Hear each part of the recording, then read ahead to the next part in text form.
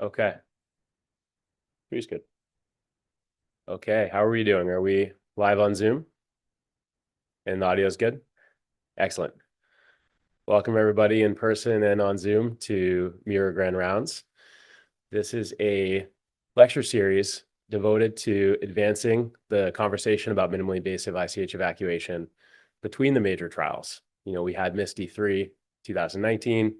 We had ENRICH, which we're going to hear a little bit about today, and we've got future trials coming.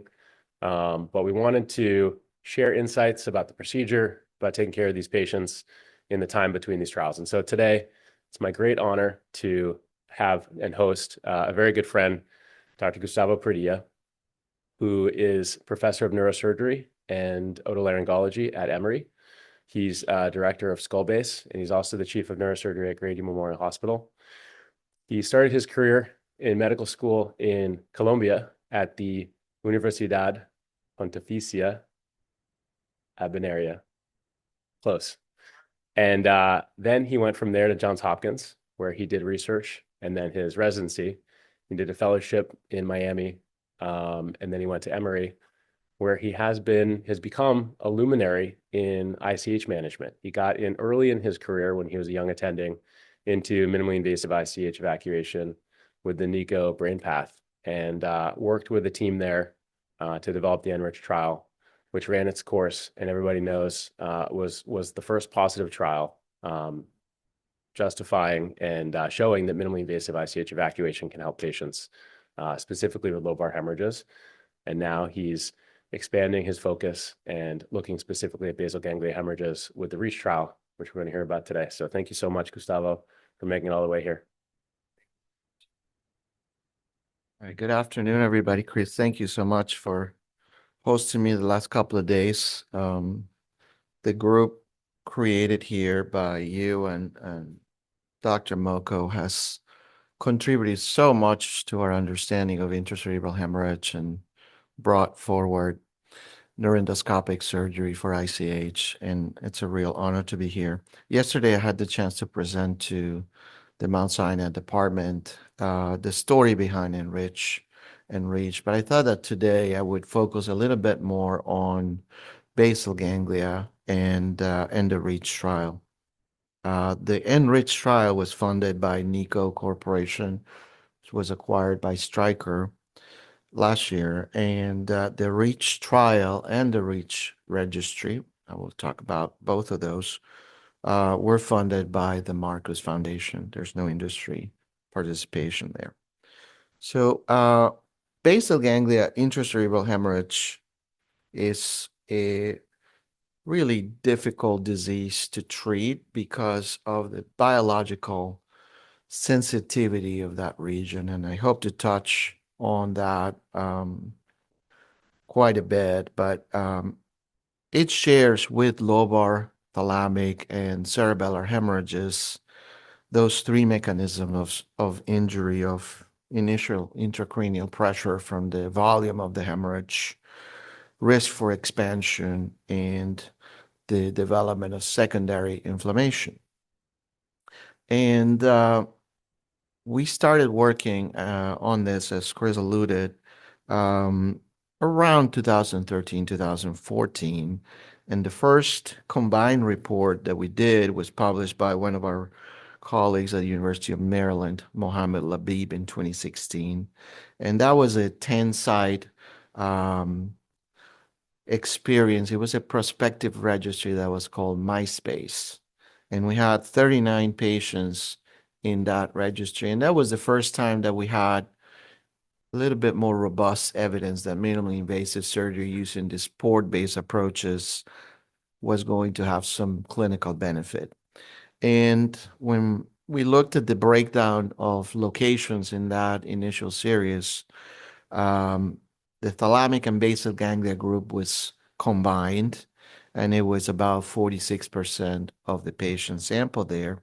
And in that report, the evacuation rates were pretty positive. It was about 90% in 72% of the patients, and there was an improvement in GCS.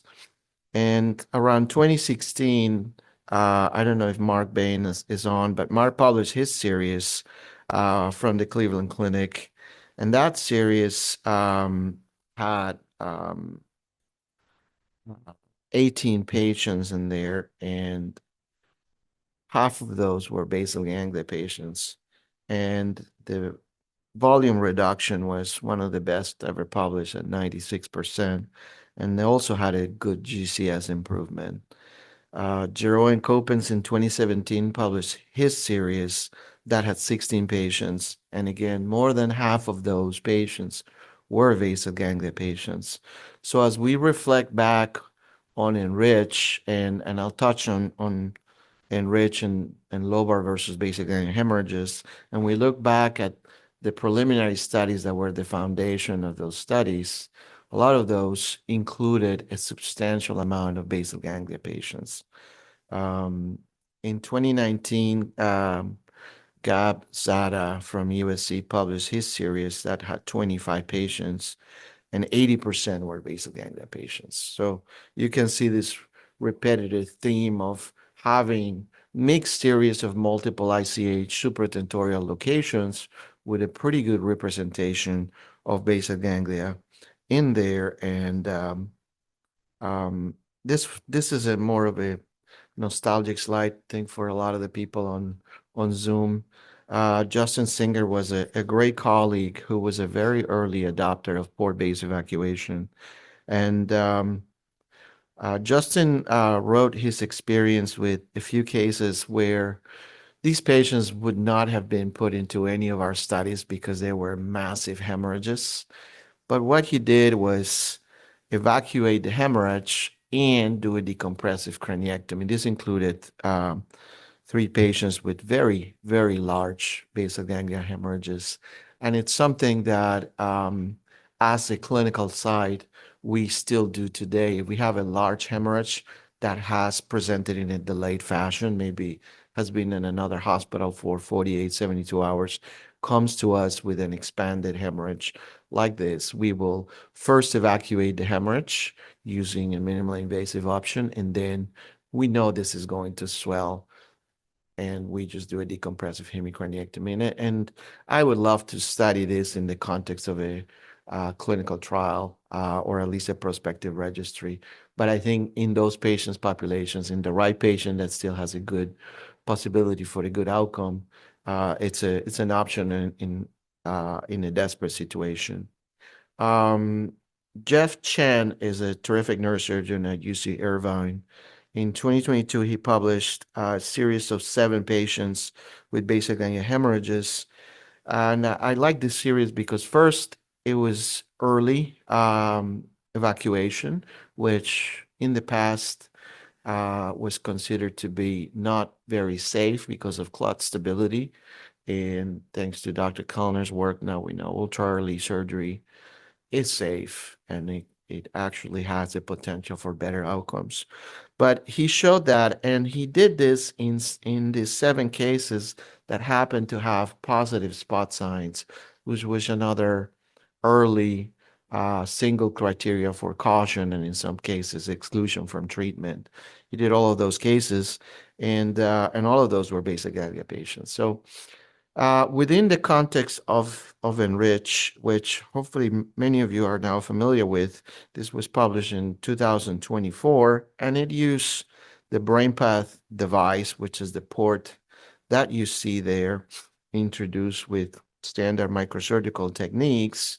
And because there may be many people who are not neurosurgeons, I'll briefly again explain this diagram, but this is showing a neurosurgical procedure through a small craniotomy.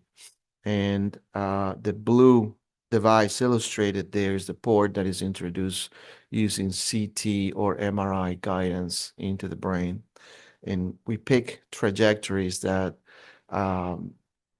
based on previous work that we did using diffusion tensor imaging to look at white matter tracks and where the corticospinal fibers in the brain are running, as well as the large association fibers, trajectories that we think are a little more fiber sparing and less traumatic to the brain. So that's just a little video of what that's like. That's a patient that had a um, incision in the right side of their forehead. And then that's the port being introduced under image guidance. And then you will see the evacuation take place. Once the port is in there, the evacuation is pretty similar to all the techniques. I know that a lot of people in the call use surgiscope and have had great results. I think in that sense, the clot morcellation is pretty comparable to what we can achieve with this device.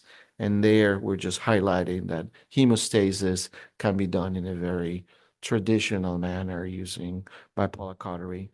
And then hemostasis also, it's pretty comparable to what we normally do in neurosurgical procedures.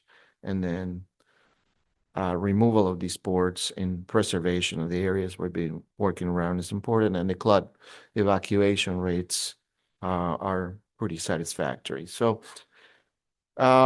ENRICH was designed to treat two locations, basal ganglia and lobar hemorrhage patients, and it was designed to treat within 24 hours of last known normal.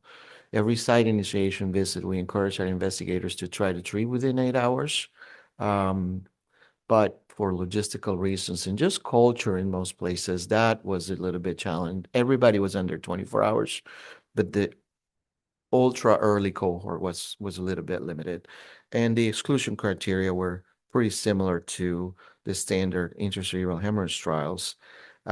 We purposely did not include thalamic hemorrhages. If you look at all the Lammer studies done before MISTY and Stitch trials, they had thalamic hemorrhages in there.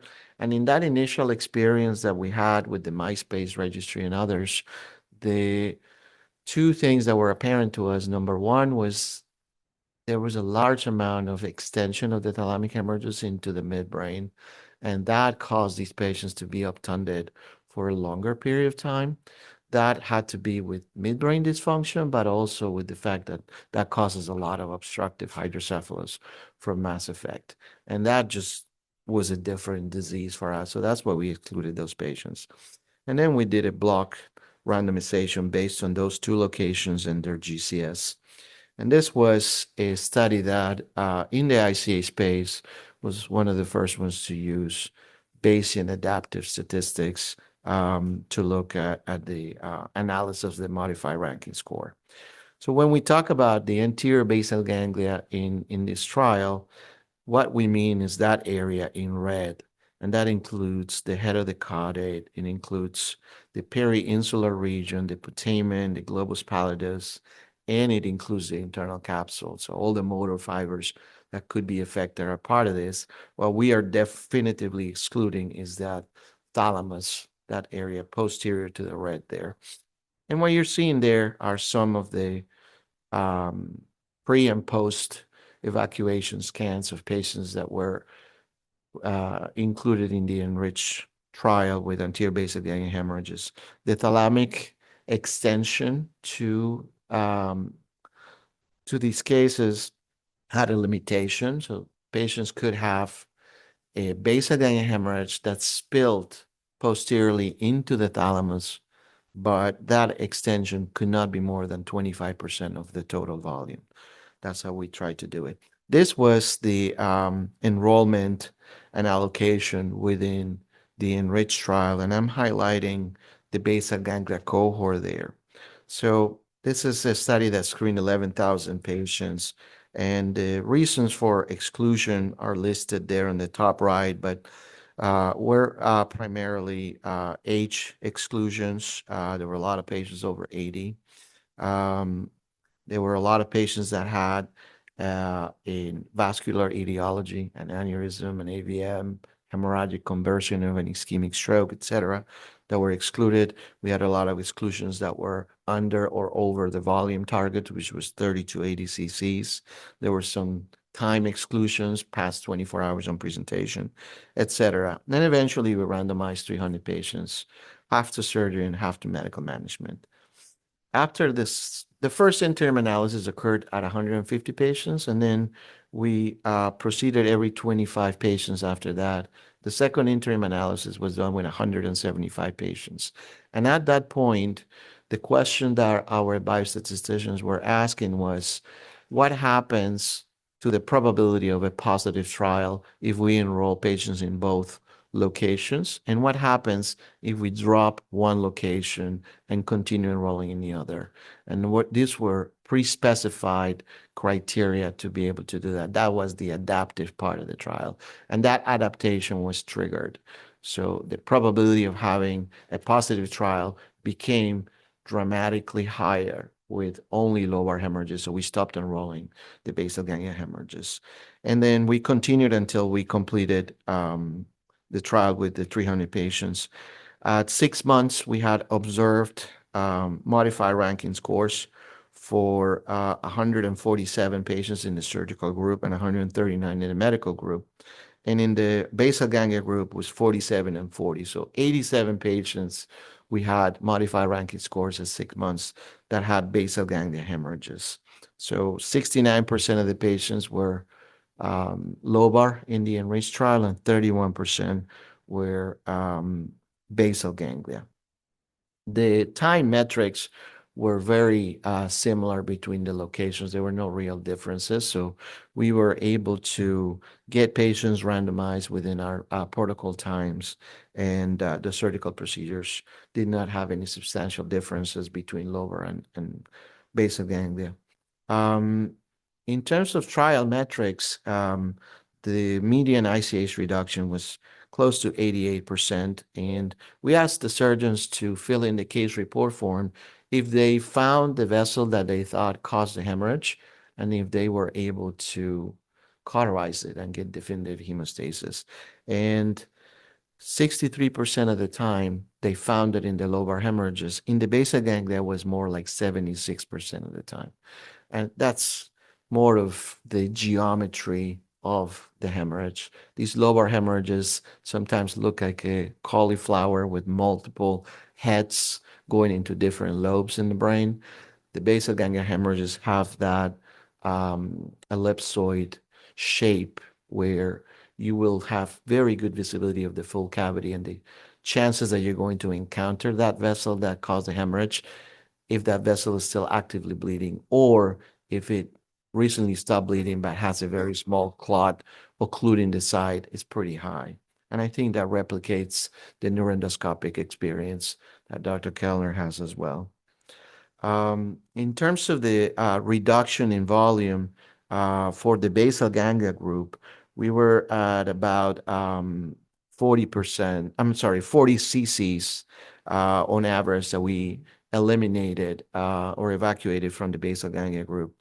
The patients that were in the basal ganglia cohort that was under medical management, there was some expansion of about 4 cc's average in that group that did not get surgery. Our safety endpoints for the overall trial included mortality at 30 days, which was about half in the surgical group compared to the medical management, and serious adverse events were significantly lower when you had surgery versus medical management. And when we look at the basal ganglia cohort in particular, that 30-day mortality benefit was about the same. So we decreased mortality in basal ganglia patients by about half as well. This is how we express the results of the primary outcome measure, the utility weighted modified ranking scores. And what you're seeing is something called a posterior probability of a beneficial effect. This is how we express our results in Bayesian analysis. In the two locations, the basal ganglia and the lobar are the purple graph, and the probability of superiority was 98% that this was a beneficial effect over medical management. That was driven by this lobar population where the probability of that being beneficial was 99.6%. Overwhelmingly positive result. But look at the basal ganglia. We only have 87 patients in there that we can analyze. And the treatment effect, 0, it's almost at the middle of that slope. And these are the patients that we want to focus on, the ones on the right side of there. And also on the ones on the left. Where is the sweet spot? What was it that determined the positive or negative outcome on these patients? This is the modified ranking scores of both combined locations at 6 months. And we had a shift towards the left side of the 0, 1s, and 2s. And when we look at the basal ganglia, these are the basal ganglia only patients at 6 months. And we had a similar shift to the left there, but not as robust as we did on the patients that were in the lobar location. But there were some MRSs of 1 and 2 that were there, and that's why we are excited about continuing to study basal ganglia, because these were pretty severe cases. The average volume was 50, but we had a lot of high volume hemorrhages in the basal ganglia location. So even with high volumes, we think there's still possibility for good outcomes. One of the important things that we were able to demonstrate is that we decreased length of stay in the intensive care unit by about 2.5 days. And we also decreased the overall in-hospital length of stay by about 2.5 days. And that held through for the basal ganglia population as well. In-hospital and ICU length of stay was shorter when we did surgery for these patients. Decompressive craniectomy was the other important outcome for us. It's a surgery that we do very, very commonly in traumatic brain injury, in ischemic stroke, and occasionally in intracerebral hemorrhage. And we were able to significantly decrease that in both groups, but these are the numbers for the basal ganglia group. So in the medical management group, we had to do 11 decompressive craniectomies. In the group that had surgery, only 1 patient needed to have a decompressive craniectomy. And the clinical consequences of avoiding that procedure are substantial, because patients will develop something that we call the syndrome of the trephined, where this exposed brain parenchyma without the bone being protective causes this fluid and pressure changes. They can develop this hydrocephalus type syndrome. And these are big skin incisions that have a lot of wound healing problems. And then once the patients recover, we need to bring them back, either put their bone back if we have saved it, or make a 3D printed implant and put in that implant back.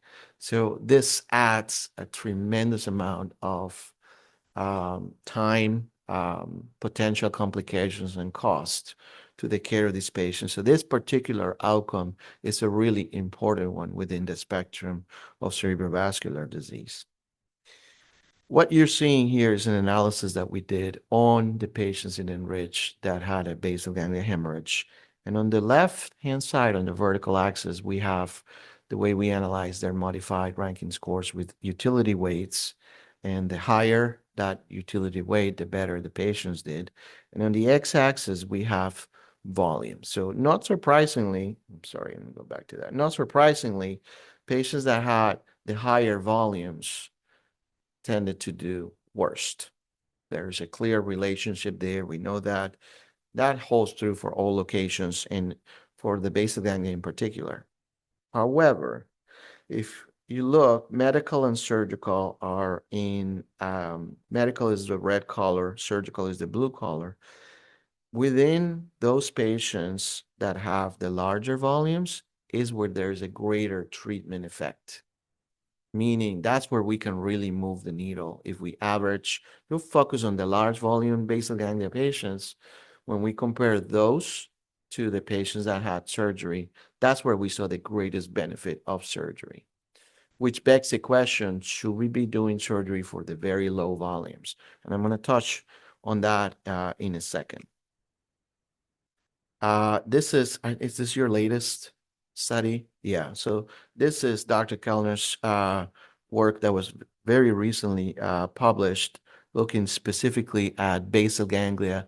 And The reason I find this incredibly helpful is because it created these three cohorts, and cohort number one is all the patients that had the scuba approach. Cohort number two is the scuba approach treated within 24 hours and with the limitations for interventricular hemorrhage that we use in ENRICH, which means you could have interventricular hemorrhage, but not more than 50% of one lateral ventricle. And then cohort number three also adds the volume component of ENRICH. Remember, ENRICH was 30 to 80 cc. So when you do that, you go from all of the basal ganglia scuba patients in this series, that's 68 patients. Then when you bring it down by time, that's 19 patients. And then when you add the volume is 12 patients. And the evacuation rates were excellent for all of those three cohorts, 98%, with very low postoperative hematoma volumes. On the preoperative hematoma volume, I think this is an important feature of the series. The volumes go between 23 and 50. That is kind of the range that is there. And I think that is a smart selection point. And I haven't asked you this question, but I wanted to know if that was part of the institutional criteria for basal ganglia. When you're higher, okay.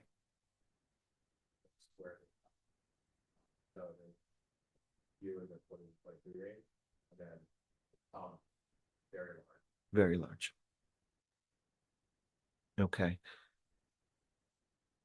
Air of the bigger one, like CS 4 or above, CS 3, and then short scale 6 or greater. Okay, great. So that kind of puts a context into the volume parameter here, because I think that fits with what we observed in ENRICH. And I put the basal ganglia cohort that I just showed you by volume there. So you see, well, first of all, ENRICH was done using the ABC/2 formula to calculate the volume of a CT scan. And that has its own sets of inaccuracies, but that's what we use because it's accessible to everybody. Now we have the automated segmentation that these AI platforms are allowing us to do. So I think we'll have tighter, more precise measurements. But using that, you'll see there were a lot of very, very high volumes that got in there in the basal ganglia into the over 100 cc volume. And it's just it's a lot of blood to recover from, even with a good evacuation. But in this second table, you're looking at the outcomes, and this is looking at patients that had a good modified ranking score. And at the bottom is the ENRICH trial for comparison. So those are those 48 patients that you see represented in the volume at the bottom. And the utility weights, as well as the percentage of MRS 0 to 3 at 6 months, are represented there. And I think this is a compelling number of patients, even though it's a small sample of 12 patients, because their utility weights were significantly high. And I think somewhere in there are those two important variables we keep hammering into: volume and time. This is an interesting recent series of patients that were treated with BrainPath. This is from Lester Lee and a group in Singapore, the National Neuroscience Institute in Singapore.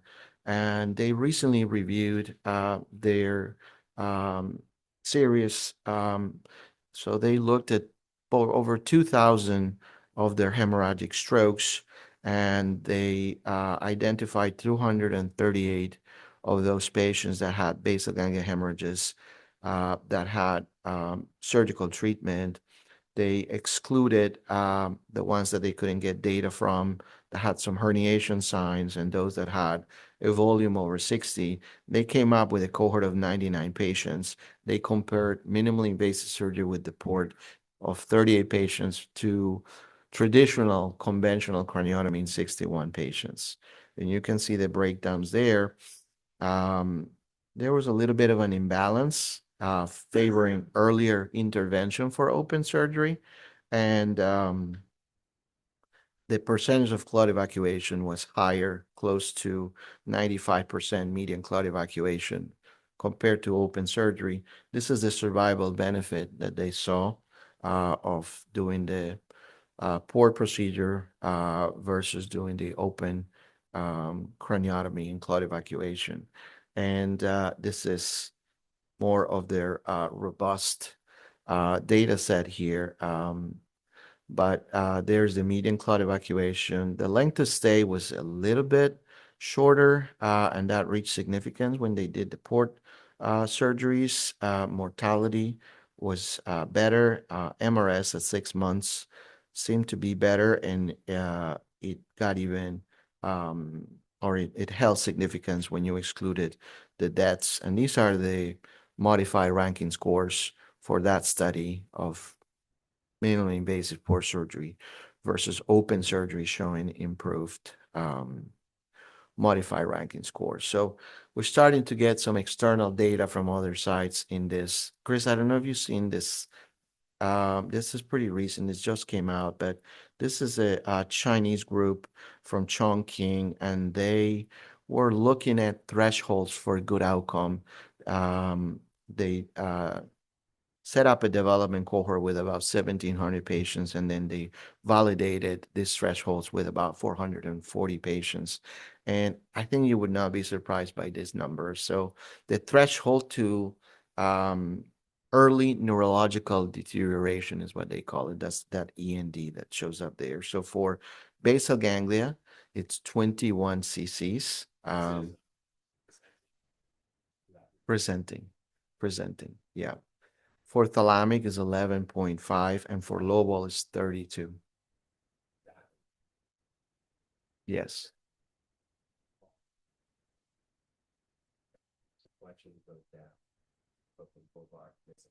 Yeah, yeah. Exactly. So I was very intrigued by these results replicating both of our experiences where volume is dictating a substantial amount of the outcome here. This is what, how they validated this cohort here. And they came up with something they called the lived score, depending on where the hemorrhage is and what the volume thresholds are. And we're going to put that score through the test with some of our data and see. But when we think about why is this volume determining the outcome, there are some basic differences in terms of the cellular structure and nature of the basal ganglia when you compare it to the superficial lobar hemorrhages. And all of the neurons that are affected by a hemorrhage in the basal ganglia share this commonality. They're particularly small and medium spiny neurons. And they have this neocortical organization that is quite susceptible to ischemic injury versus the lobar hemorrhages, which have all of these kind of layer 4 cerebral cortex, robust neurons that can tolerate a lot more injury. And in that basal ganglia location, we have these terminal, tiny little lenticular striate distal vessels.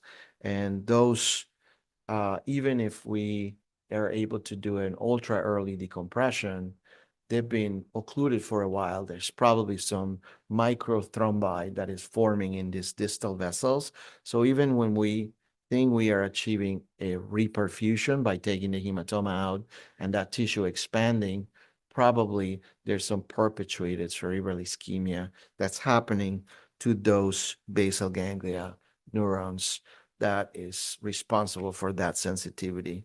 And on the metabolic side, they're also metabolically more susceptible than the lobar hemorrhage neuronal structures. They're more sensitive to this excitotoxic neuronal injury mechanisms, and they're just metabolically a lot less resilient. And that hypersensitivity of these basal ganglia structures is something that we need to keep in mind. This is one of the post hoc analysis that we did, similar to what I just showed you from this Chinese group in Chongqing. And this is looking at thresholds to be able to achieve a good modified ranking score at 180 days. And the things that became significant to us, one was preoperative ICH volume. For the lobar location was just over 60, but for the basal ganglia, it's right around 35.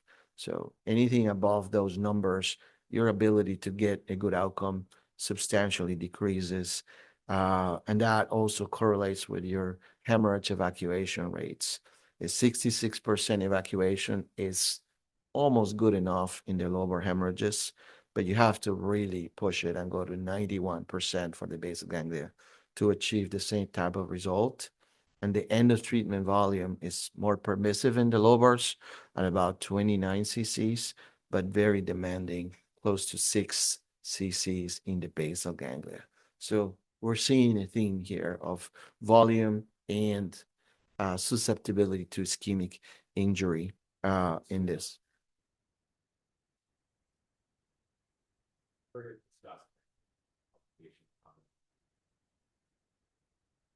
No. So of course, this is 50 to 70% of the hemorrhages. So we've only done a little bit of work with our collective contributions to lobar hemorrhages, but I think the time to focus on basal ganglia is now. We have multiple good options for lobar hemorrhages, and now we are seeing every side kind of pick whatever they're comfortable with. There's some sides that are very strong using the scuba technique and neuroendoscopic. There are many sides that are very strong using surgiscope, and there are many sides that are strong using the port approaches for lobar hemorrhages. For basal ganglia, because the procedure is more demanding, I think that learning curve, that institutional experience is going to become even more important. Maybe when we can be permissive in the lobar hemorrhage, we can try different devices and try to experiment a little in terms of what technique we can develop the best. But when it comes to the basal ganglia, the standards are just so much higher. So we need to become really, really good at that. So the way we are exploring that is thanks to a philanthropic gift from Mr. Bernie Marcus, who was the co-founder of Home Depot. And his foundation provided the grant support for us to conduct our next study called the ENRICH Trial. We have a large group participating in the study on the ENRICH Trial side. And this is a 600 patient maximum sample size study. It's an adaptive design, so we can go from 300 to 600 patients, treating patients also in the within 24-hour time window. And the volume is going to decrease a little to 20 and keep the upper limit to 80. Because of this sensitivity we've been talking about, it may be that 20 and 25 cc's, it's a lot, and we can move the needle in these patients with basal ganglia. So that's why we are dropping from 30 to 20. The randomization is 1-to-1 surgery to medical management. And our primary outcome measure is the modified ranking score analyzed with utility weights at 180 days. Then that's our primary objective. We have some safety objectives that includes 30-day mortality after randomization, the change in the volume of the hematoma between presentation and their initial follow-up imaging scan, serious adverse events through 180 days, and the initial hospitalization and mortality between treatment groups. And we powered to be able to declare these three key secondary objectives. One is this decompressive craniectomy parameter we reviewed earlier. The second one is the length of stay in the intensive care unit. And the third one is the duration of mechanical ventilation. And we separated those two. You would think those two go hand in hand, but one of the things that is paradoxical is that um, when you do surgery on an ICH patient, they're going to the operating room, and depending on institutional practice, patient individual characteristics, patients may not get extubated. And when you compare that to medical management, maybe some of those patients will never get intubated because they will not compromise their airway. So that is a parameter that we wanted to study separate from just pure length of stay in the ICU. We reviewed this, and our subgroups in terms of volume are defined in 10 cc increments. But if we trigger an enrichment, that will have to incorporate 20 cc interval changes. These are our inclusion and exclusion criteria. So the H is the other thing that is very different. One, because of epidemiological just nature of the disease. The average age of a basal ganglia patient is going to be younger than the average age of a lobar hemorrhage. So that's one reason. But the other reason is really the rehabilitation potential. When we think about what are the challenges to rehab a patient that has had a basal ganglia, a lot of these are significant motor deficits. So as opposed to the lobar hemorrhages, where you could have an anterior lobar or a posterior parietal hemorrhage that has maybe cognitive dysfunction, some apraxias, maybe some expressive or receptive aphasias, they're mobile. They're a little bit easier to get to rehab, to work with them in rehab, and the rehab potential is different. But over 70, motor deficits significantly impact that rehab potential. So we thought very carefully about what would be the best population to say, this is going to be an ideal surgical candidate. And that's why we dropped from 80 to 70.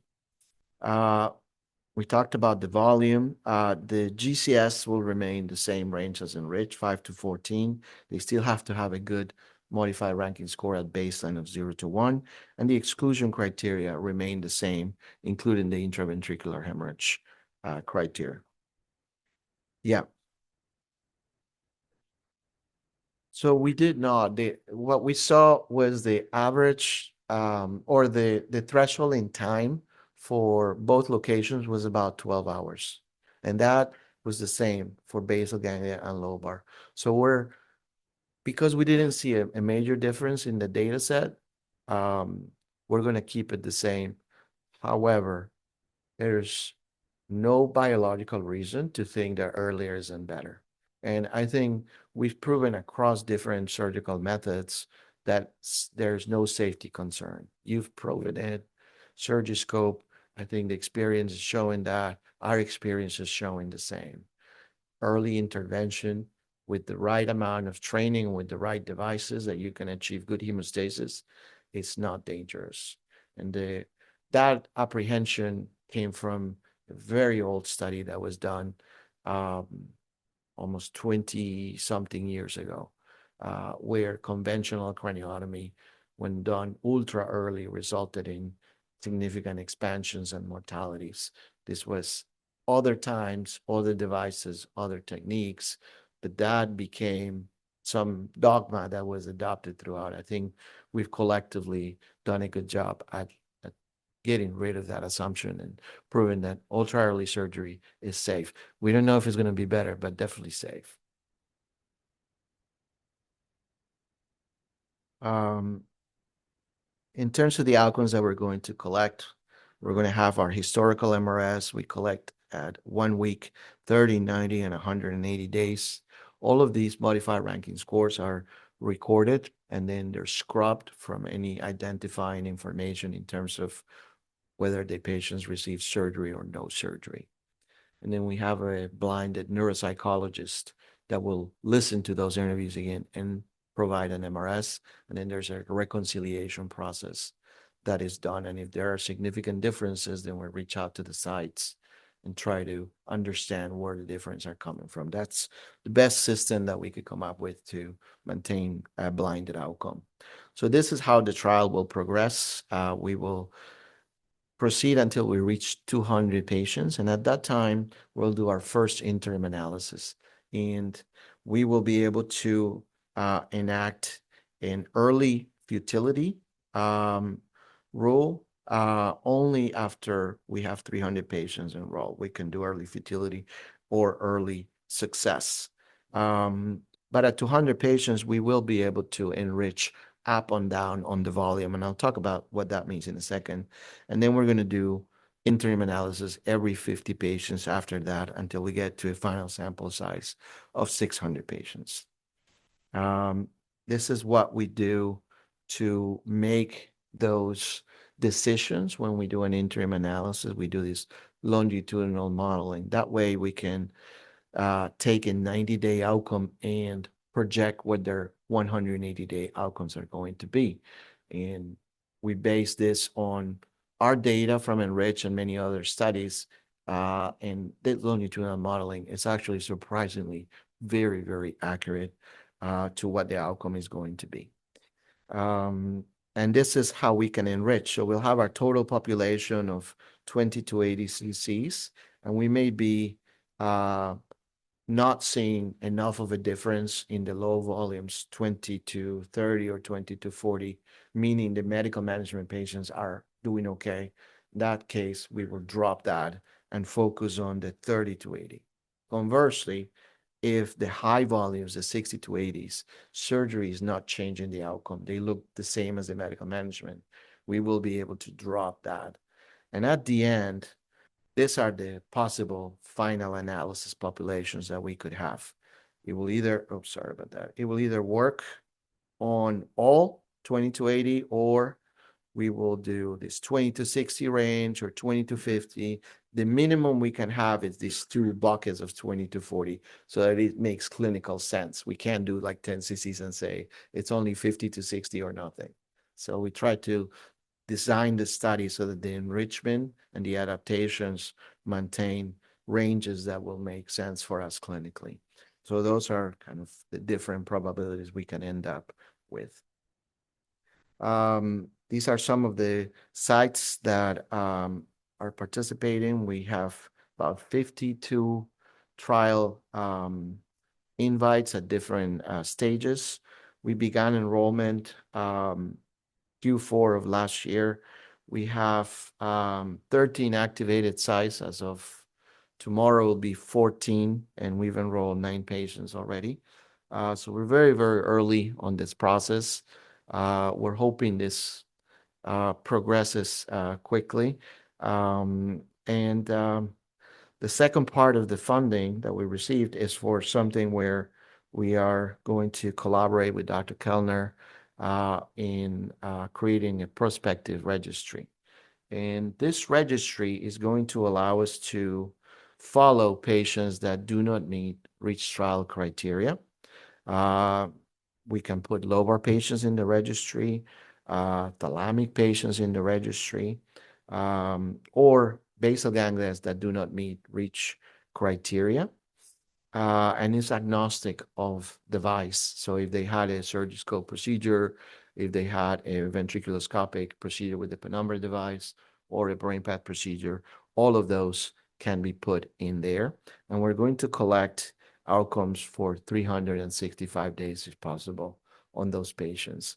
And we have been funded to accrue 1,800 patients. So this is going to be a very large amount of collective data that hopefully will help us answer a lot of these questions that come up of what about this? This is the real life performance of these techniques and the outcomes of these patients without this laboratory setting that is a clinical trial that has all these constraints and restrictions. When we take the safety belts off, what happens. How do people really do when we practice in the real world? Yes. Yeah. Yes. The question was if we're going to have sites in the registry that are not in the ENRICH trial, and the answer is yes. And we have a lot of international sites that want to participate. We can't fund those, but we can definitely collect the data. And a lot of our friends and colleagues from Asia, like the group in Singapore, some of the groups in China, several groups in Europe, they want to participate as well. And just we leverage these registry infrastructures to collect data from all over the world. And hopefully this will be the seed to continue and create another version 2 of this registry. Once we complete this 1800, be able to get additional funding to keep this going and continue to add patients to this registry. So in conclusion, we saw the results of the ENRICH trial as a positive result for lobar hemorrhages, as an unanswered question for basal ganglia hemorrhage, but an opportunity to try to identify the ideal patient population for basal ganglia interventions using this method. And just coincidentally, we had the good fortune of having the MINUTE trial funded at the same time. So we're going to have two different methods evaluating this patient population. So I think it's a great time to be in this space. It's a great time for our patients to have hope that we will find the right criteria, the right techniques to get a good outcome in the basal ganglia. So Chris, again, thank you so much. It's been great to meet your team.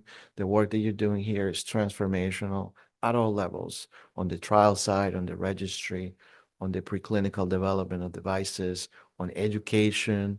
It's one of the most energetic programs, and I've enjoyed my time tremendously. Thank you so much.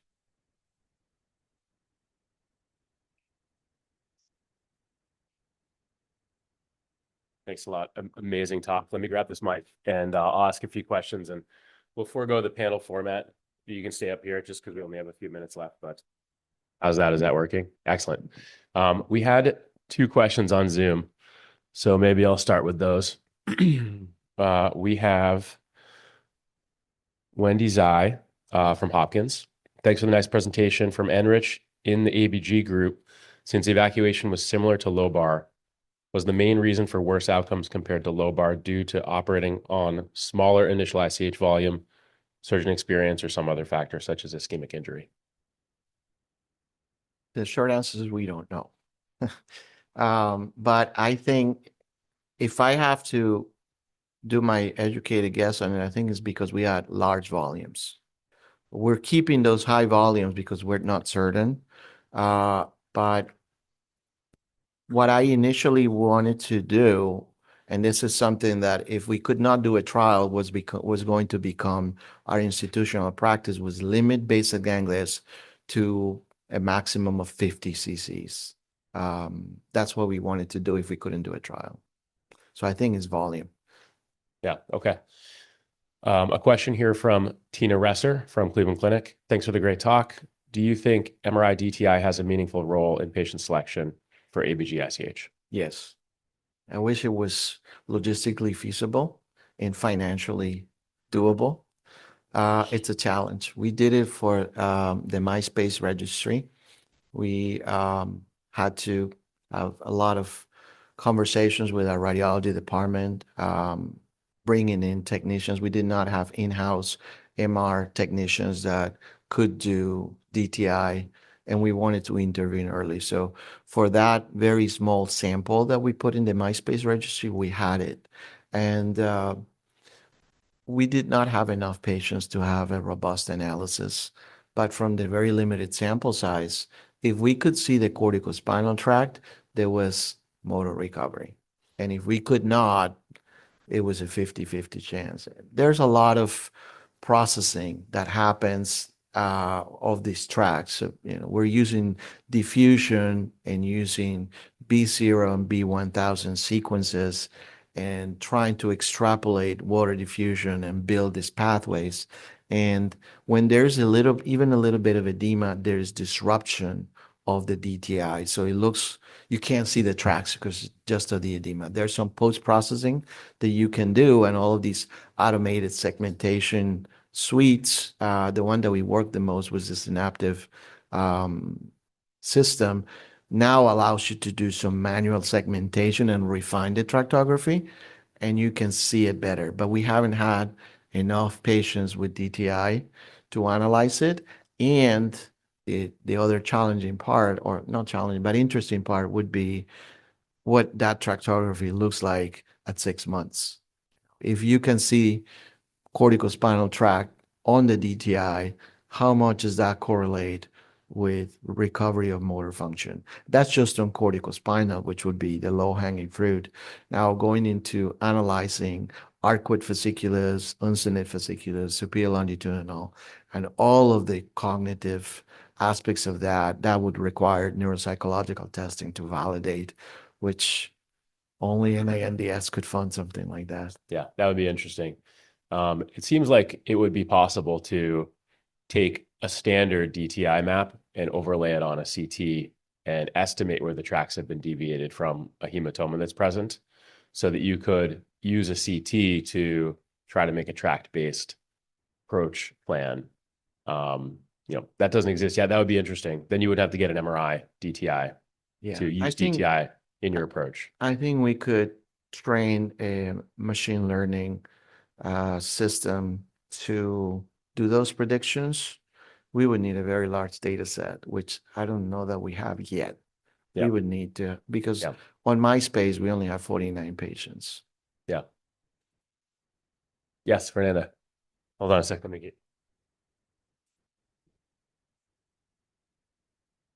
Hi, I'm Fernanda. I'm a neurointensivist. We met yesterday. I have two questions. One is very quick. I was wondering, the registry that you're going to keep, is it just including patients that end up having surgery, or Yes. just medical, non-medical? No, I see. Okay. we will have for reference the control patients from ENRICH and REACH and any others that we can put in there. But in terms of the prospectively acquired patients, it's going to be surgical patients. Okay. And my other question relates to, you touched a little bit on decompressive hemicraniectomy and how there might be patients that you know from the get-go that they may need it. But obviously the hematoma evacuation prevents a lot of hemicraniectomy. And I know there was a trial from China, like in 2024, that showed that decompressive hemicraniectomy and hematoma evacuation is worse than hematoma evacuation alone. So in ENRICH, like that one patient that ended up needing the hemicraniectomy, was it during the surgery, or did they kind of deteriorate later and needed to go back? There was a delayed deterioration. Yeah. So in general, the patients that you think, for REACH, that you're going to look at that endpoint, would be patients that after surgery end up going back to the OR. If they have a craniectomy for whatever reason at whatever time point, we're gonna capture that. Okay. Yeah. And Yeah, I think that's a great point because with the limit on volume and the limit on time, it is unusual that we get to that situation where in the initial procedure, we do the evacuation and we feel the need for a decompressive craniectomy. Overwhelmingly, every time we do one of these procedures, and I think the same goes for surgiscope and for the ventriculoscopic procedures, when you evacuate the hematoma, the brain is relaxed, sometimes so relaxed that you worry about maybe some subdural blood reaccumulating because there's a substantial space between the cortical surface and the dura. So it's very rare that you have to do that. On the ones that present on the later side of things, 48 hours later, we do see that. Or the ones that have other fluid-related problems like end-stage renal disease patients that are just their fluid dynamics are different. Those patients, we take the hematoma, we see some relaxation. That brain is coming up to the dural surface. It doesn't feel like that super relaxed, fluffy brain that we see after a normal evacuation. Okay. Thank you so much, Gustavo Pradilla, for coming down and Thank you. visiting and giving an amazing lecture. I learned a lot in this, saw a lot of studies I've never seen before. Thank you so much. Thank you.